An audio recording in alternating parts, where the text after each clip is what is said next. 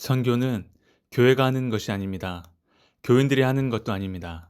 하나님이 하시는 것입니다. 하나님이 우리를 통해 우리의 순종을 통해 선교하시는 것입니다.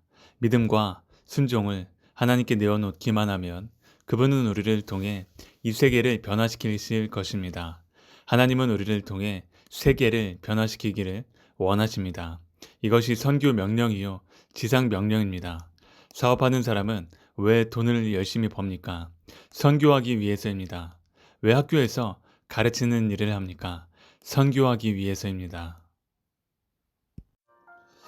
복음을 들고 위험과 고통과 외로움과 가난함을 무릅쓰고 다른 언어, 다른 문화권, 다른 종족에게 이 기쁜 소식을 전하기 위해 떠나는 사람들이 있습니다.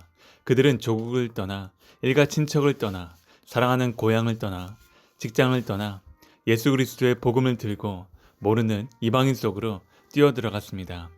우리는 이들을 선교사라고 부릅니다. 우리는 아무 의미 없이 우연하게 태어난 존재가 아닙니다. 하나님의 섭리와 뜻에 따라 이 세상에 왔습니다. 우리의 삶은 하나님의 뜻을 이루기 위해 존재합니다. 우리는 계속해서 사도행전을 쓰는 사람들이고 그 사도행전에서 계속해서 주인공이 될 수 있는 사람들입니다. 성령님은 우리보다 크시고 우리를 뛰어넘는 분입니다. 성령님은 우리 교회를 뛰어넘어 대한민국 방방곡곡으로 퍼져나가십니다. 우리에게 임하신 성령님은 북한까지 역사하실 줄로 믿습니다. 아무리 수십 년 동안 북한 땅이 복음에 닫혀 있었다고 할지라도 마귀가 그 땅을 묶어 놓았다고 할지라도 하나님이 문을 여시면 닫을 자가 없습니다. 하나님이 역사하시면 역사가 이루어지는 것입니다. 아시아의 30억 인구가 하나님 복음의 말씀을 듣게 될 것입니다. 복음은 만날 수 없는 사람을 만나게 합니다. 복음은 갈 수 없는 곳을 가게 합니다. 복음은 할 수 없는 일을 하게 하십니다. 그런 능력이 복음에 있습니다. 성령의 역사가 바로 그것입니다. 이런 성령의 역사를 체험할 수 있게 되기를 바랍니다. 성령님은 만날 수 없는 사람을 만나게 하시고 갈 수 없는 곳을 가게 하시고 할 수 없는 일을 하게 하십니다. 성령님은 우리 안에 제한되어 있지 않습니다. 우리는 약하지만 주님은 강하십니다. 우리에게는 불가능한 일이 많지만 주님께서는 불가능한 일이 없습니다. 우리 자신을 보면 불가능한 벽에 부딪히게 됩니다. 그러나 우리 안에 계신 예수 그리스도를 보면 무한한 세계를 보게 됩니다. 선교사는 선교의 주체가 아닙니다. 선교 단체도 교회도 선교의 주체가 아닙니다. 선교의 명령을 하시는 분은 오직 하나님뿐입니다. 선교는 하나님의 일이요 관심이요 그분의 목적입니다. 선교를 할 때까지 교회는 교회가 아닙니다. 그것은 세상 단체, 친교 단체, 구제 단체, 교육 단체에 불과합니다. 교회는 하나님의 성령이 임하여 선교를 시작할 때부터 진정한 교회가 됩니다. 바로 안디옥 교회가 그랬습니다.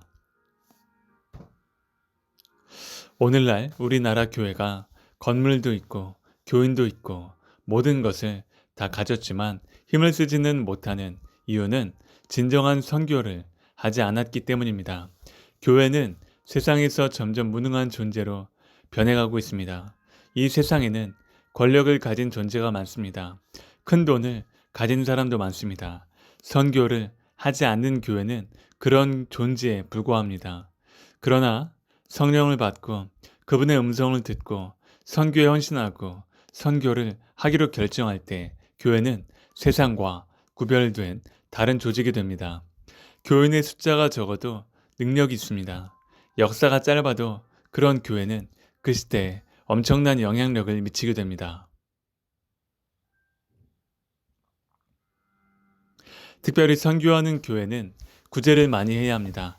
우리는 가난하고 어려운 이웃을 뜨거운 사랑으로 돌봐야 합니다. 그러나 복음은 거기에만 머무르지 않습니다. 구제의 위기는 구제에만 머무는 데 있습니다.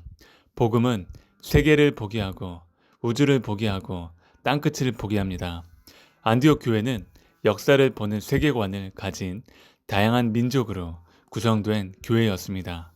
반면에 예루살렘 교회에는 이런 관점에서 세계관이 없었다고 말할 수 있습니다. 그 교회는 자기 만족 안에, 자기들 세계 안에만 안주했습니다.